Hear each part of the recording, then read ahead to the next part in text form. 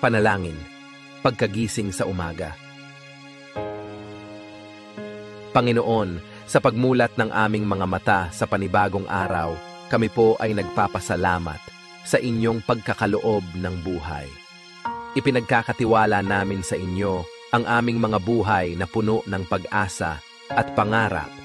Hinihiling namin ang inyong patnubay at bigay na lakas habang kami ay lumalaban sa mga hamon ng bagong araw.